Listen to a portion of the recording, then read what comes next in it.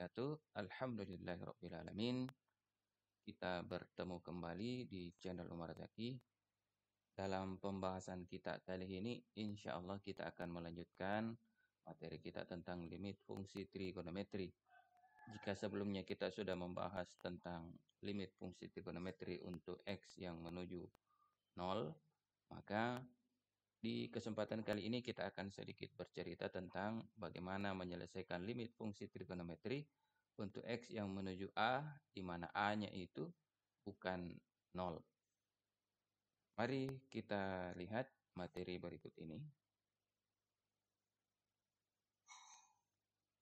Limit fungsi trigonometri untuk X menuju A, di mana A bukan 0. Secara umum, apabila X-nya menuju A, dan pada fungsi yang hendak dicari limitnya terdapat bentuk X kurang A atau yang mirip seperti itu, maka biasanya untuk menyelesaikan yang seperti ini, kita membuat pemisalan. Pemisalannya itu dengan menggunakan Y sama dengan X kurang A. Nah, setelah itu dilanjutkan dengan mencari nilai limitnya dengan cara seperti biasa. Dengan cara seperti biasa maksudnya itu adalah dengan menggunakan sifat-sifat yang telah kita pelajari sebelumnya untuk X menuju 0. Sehingga dapat kita pahami bahwa untuk menyelesaikan soal-soal yang menuju A ini, di mana A-nya bukan 0, mau tidak mau kita harus memahami terlebih dahulu sifat-sifat limit atau cara menyelesaikan limit fungsi trigonometri untuk X yang menuju 0. Nah, di sisi yang lain, kadang-kadang tidak semua bentuk limit fungsi trigonometri yang menuju titik tertentu atau yang tidak menuju 0 itu memiliki bentuk X kurang A. Nah, pada keadaan seperti itu yang perlu kita perhatikan tentu adalah mengingat-ingat kembali identitas-identitas trigonometri yang telah kita pelajari sebelumnya atau menggunakan trik-trik lain untuk menyelesaikan soal yang berkaitan dengan limit fungsi tersebut dengan X-nya yang tidak menuju 0 atau menuju titik tertentu selain 0. Memang disadari atau tidak disadari, kebiasaan kita untuk banyak mengerjakan soal adalah salah satu kunci utama bagaimana kita bisa lebih memahami dan bisa menyelesaikan kasus-kasus yang berkaitan dengan limit fungsi trigonometri. Nah, tentu ini masih mengambang. Mari kita melihat contoh soal berikut ini.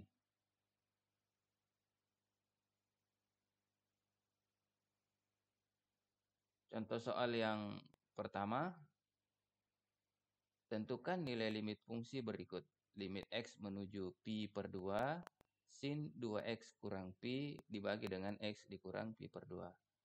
Nah, perhatikan, ternyata di soal ini kita memiliki bentuk yang mirip dengan ini, X menuju Pi per 2, ini X kurang Pi per 2. Nah, biasanya dalam kondisi seperti ini, kita akan memisalkan.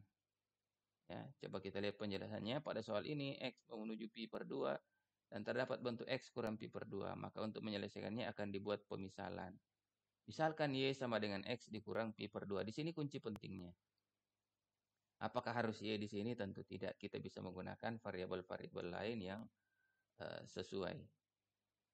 Misalkan Y sama dengan X kurang Pi per 2. Nah, dari pemisalan ini dapat diketahui bahwa jika X menuju Pi per 2, maka Y-nya menuju 0. Nah, di sini perlu kita pahami. Mari kita cek ya.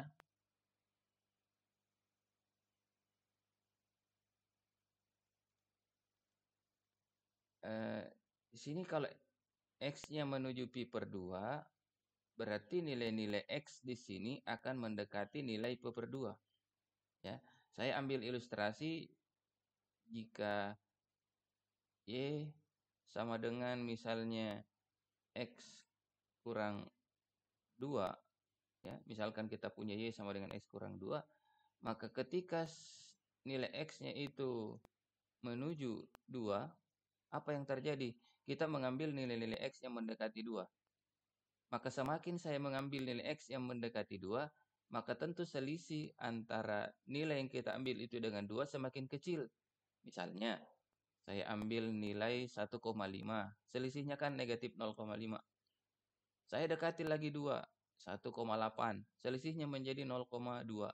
1,9, selisihnya 0,1. Semakin saya dekati 2, maka selisihnya akan semakin kecil. Saya ambil 1,9999, maka tentu Y-nya atau selisihnya menjadi 0,00001. Semakin saya dekati 2, maka Y-nya akan semakin kecil dan mendekati 0. Ilustrasi ini dapat kita pakai di sini. Jika Y sama dengan X kurang Pi per 2 dan X menuju Pi per 2, maka tentu Y-nya menuju 0. Nah, setelah itu, kalau sudah demikian, kita sisa ganti. X-nya ini kita ganti dengan Y tambah Pi per 2. Ini Y sama dengan X kurang Pi per 2. Kalau kita pindahkan Pi per 2-nya menjadi X sama dengan Y ditambah Pi per 2. Maka X di sini kita ganti dengan Y ditambah Pi per 2. Nah, setelah disubstitusi, kita dapatkan nilai sin 2Y. Kenapa bisa berubah jadi sin 2Y? Karena X-nya tadi kita ganti dengan Y ditambah Pi per 2. X kurang Pi per 2 itu nilainya adalah Y. X menuju Pi per 2 seperti dibahasakan di sini. Jika menuju Pi per 2, maka Y-nya menuju 0. Maka ini berubah menjadi Y menuju 0. Nah, perhatikan bentuk ini seperti dengan apa yang kita pernah kerjakan sebelumnya. Sudah menuju 0, sudah berpasangan, pasangannya itu sin atau variabel yang lain, Y atau tangen. Nah, ini variabelnya sama, Y, variabel Y, maka sifat itu sudah bisa kita gunakan. Di sini 2, di sini 1, berarti 2 per 1. Jadi jawabannya adalah 2. Semoga bisa dipahami. Selanjutnya mari kita beralih ke contoh berikutnya. Tentukan nilai limit fungsi berikut. Limit X menuju Pi per 4, cos X dikurang sin X dibagi dengan cos 2X. Nah, kita lihat di sini tidak ada bentuk X kurang Pi per 4. Maka di sini kita butuhkan kreativitas kita. Apakah menggunakan identitas trigonometri ataukah menggunakan trik-trik yang lain. Ternyata di sini dia menggunakan identitas trigonometri, di mana cos 2x ini dia ubah menjadi cos pangkat 2x kurang sin pangkat 2x. Nah, selanjutnya kan kita ketahui kalau bentuk A pangkat 2 kurang B pangkat 2 itu bisa diuraikan menjadi A ditambah B dikali A kurang B. Nah, seperti itulah yang terjadi di baris kedua ini. Ini bentuk yang di atas diuraikan menjadi bentuk seperti ini. Nah, selanjutnya ini bisa dicoret habis. Ya. Nah, karena sudah habis, maka sisa 1 dibagi cos X ditambah sin X. Limitnya tetap ada karena kita baru menggunakan identitas-identitas, belum mensubstitusi atau menggunakan sifat. Nah, kalau kita lihat, ini coba kita substitusi.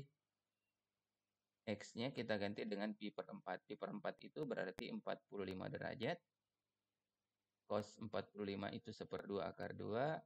Sin 45 juga 1/2 akar 2. 1/2 akar 2 tambah 1/2 akar 2. Itu jadinya akar 2. 1 akar 2.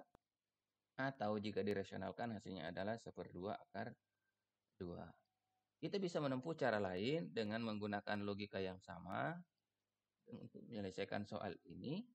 Kalau tadi soal ini menggunakan identitas, dia juga bisa menggunakan identitas tapi dengan metode yang sedikit berbeda. Coba kita dicek ya.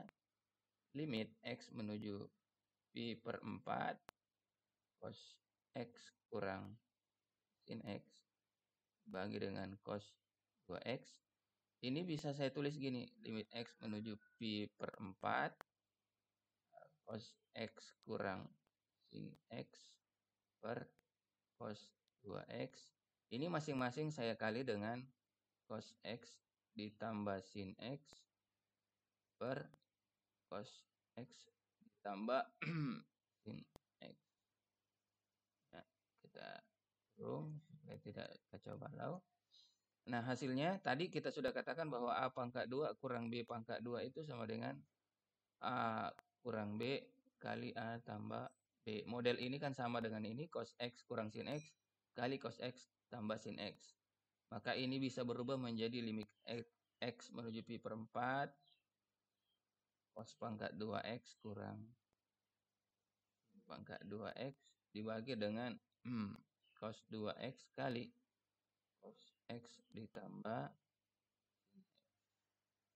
Nah, menurut identitas yang kita punya, eh, cos pangkat 2X kurang sin pangkat 2X itu sama dengan cos 2X. Ini ya tadi yang kita pakai di sini, dapat juga kita pakai di bagian penyelesaian kedua ini. Limit X menuju pi per 4, yang di atas saya ubah menjadi cos 2X per cos 2X kali cos X ditambah. Oke, ini habis.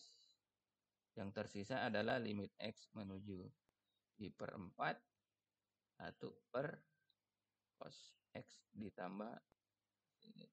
Perhatikan bentuk ini, bentuk di baris ini sudah sama dengan bentuk di sini. Tentu saja kalau kita teruskan ini, setelah disubstitusi hasilnya juga adalah 1/2 akar 2. Jadi penyelesaian yang seperti ini tergantung kembali pada kebiasaan kita, ketekunan kita untuk menyelesaikan soal-soal yang berkaitan dengan limit fungsi trigonometri. Demikian pembahasan kita kali ini. Semoga bermanfaat untuk kita semua. Jangan lupa tetap berikan dukungannya untuk video yang lebih baik di masa yang akan datang. Barakallahu fikum. Assalamualaikum warahmatullahi wabarakatuh.